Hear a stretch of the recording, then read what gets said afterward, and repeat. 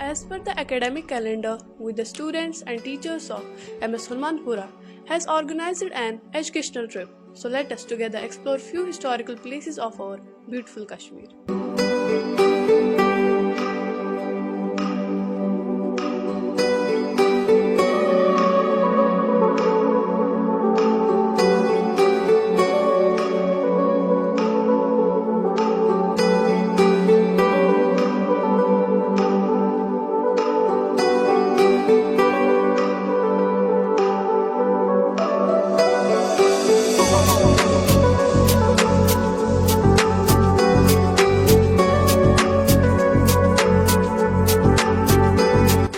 जन्नत की बात कैसे हो सकती है? क्या हम इसका तस्वुर कर सकते हैं? जी हाँ, कुछ मुसलमान ऐसे गुजरे हैं जिन्होंने इस तस्वुर को जमीन पर उतारने की कोशिश की है।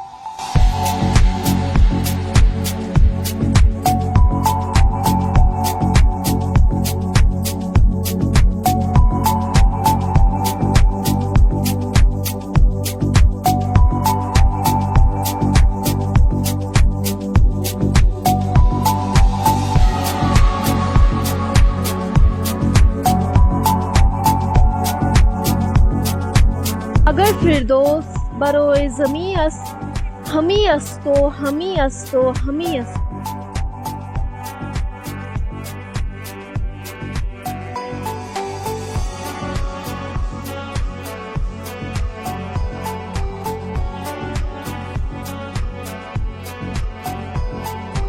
If there is paradise on this earth, it is here, it is here, it is here.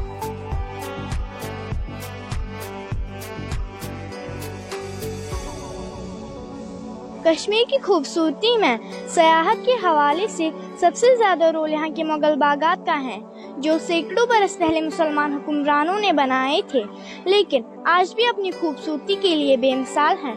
फ़र्ज़ करें अगर हम इन बागात का मैनेज करेंगे तो फिर बाकी क्या रह जाएगा, इसलिए इन बागात की हिफाजत बहुत ज़रूरी है। These gardens actually reflect Islamic architecture and were place of meditation, enlightenment and peace.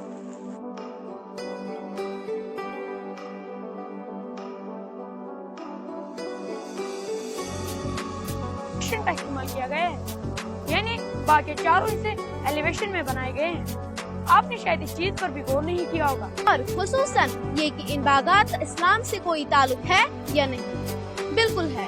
बरसगीर यानी हिंदुस्तान, पाकिस्तान, बांग्लादेश और अफगानिस्तान के लोगों को ऐसी फन तामीर का ना पहले इल्म था और ना ही तरबियत, लेकिन ये मुगलिया सल्तनत की तरक्की याफ्ता सोच थी जो यहाँ परवान चढ़ गई। इन बाग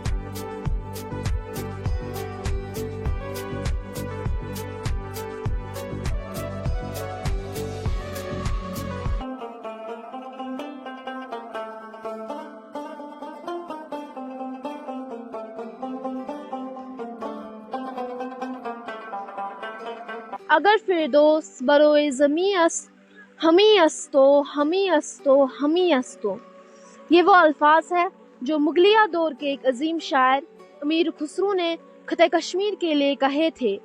फिर यही अल्फाज मुगलिया सल्तनत के एक अजीम बादशाह जहांगीर ने दोहराए जब उन्होंने पहली बार कश्मीर को देखा।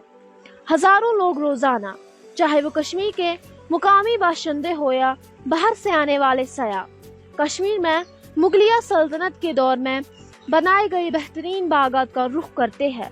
लेकिन क्या कभी आपने इन बागात को तारीखी एतबार से जाना है?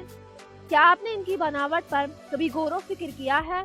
हमें पूरा यकीन है ऐसा नहीं हुआ होगा, क्योंकि हम इन चीजों में ज्यादा दिलचस्पी नहीं लेते। लेकिन कोई बात नहीं, आज हम इस पर एक मुख्तसर मगर मुफस्सल यानी जामे अंदाज में बात करेंगे। मुगलिया सल्तनत एक अजीम शान सल्तनत थी।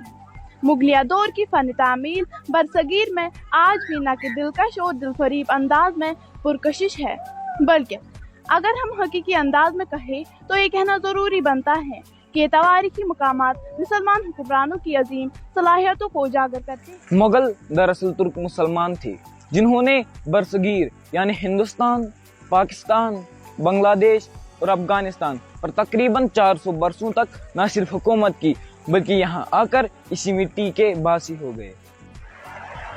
मुगल बागात अपनी खूबसूरती के लिए दुनिया भर में मशहूर है, लेकिन पहले हमें जानना चाहिए कि इन बागात को बनाने के लिए कौन सा तरीका इस्तेमाल किया गया, और खुसूसन ये कि इन बागात का इस्लाम से कोई ताल्लुक है या नहीं।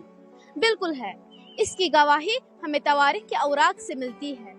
मुगल बागात पर रिसर्च करने वाले तवारीखदानों ने इन बागात को पैराडाइज गार्डन के नाम से कलमबंद किया, यानी इन बागात को जन्नत के बागात के तस्वरे में डालकर बनाया गया है।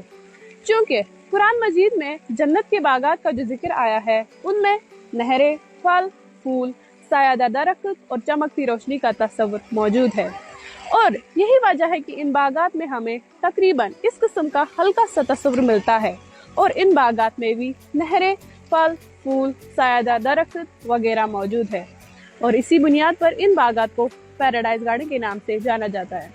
लेकिन बिलाशुबा जन्नत के बागात का तस्वुर जमीन पर नहीं किया जा सकता। मकसद तो हमने समझ लिया, यानी जन्नत के बागात का तस्वुर जमीन पर उतारना, लेकिन जैसे सिदरत ने हमें कहा जन्नत के बागात का मवाजना जमीन पर नहीं किया जा सकता। आए अब इन बागात का जो फन तामीर यानी आर्ट एंड आर्किटेक्चर है उस पर बात करते हैं। बरसगीर यानी हिंदुस्तान, पाकिस्तान, बांग्लादेश और अफगानिस्तान के लोगों को ऐसी फन तामीर का ना पहले इल्म था और ना ही तरबियत, लेकिन ये मुगलिया सल्तनत की तरक्की याफ्ता सोच थी जो यहाँ परवान चढ़ गई। इन बागात का जो बनाने का तरीका है वो दरअसल एक जैसा ही आपको मिलेगा। निशात बाग हो या शालीमार बाग, नसीम बाग हो या अच्छाबल, करीब करीब एक ही तरीके से बनाए गए हैं। फनी तामीर यानी आर्ट एंड आर्किटेक्चर का जो तरीका अपनाया गया है उसे चार बाग तरीका कहते हैं, यानी हर बाग चार हिस्सों में तकसीम है और हर हिस्सा मुसल्लस यानी रेक्टेंगुलर और तकरीबन मसावी भी है। एक हिस्सा दीवान खास कहलाता था, दूसरा हिस्सा दीवान आम और एक हिस्सा उस जमाने में खाली औरतों के लिए मखसूस था। हर बाग के बीच में से एक नहर गुजरती है, मरकजी हिस्से में फव्वारे भी है। इन नहरों की बनावट में पत्थरों का इस्तेमाल किया गया है। तो इसके अलावा मुगल बाग में एक छोटा सा गज़ेबो यानी लकड़ी का साइबान होता है, इससे पूरे बाग का मंजर देखा जा सकता है। इन बागों को बनाने में एलिवेशन का इस्तेमाल किया गया है, यानी बाग के चारों हिस्से एलिवेशन में बनाए गए हैं। आपने शायद इस चीज पर भी गौर नहीं किया होगा कि इन बागात के अतराफ में मजबूत दीवार मौजूद है जो पीस और प्राइवेसी बरकरार रखने के लिए बनाए गए हैं। मुगलों ने इन बागात को माहौल से मुतवाज़िन बनाया है।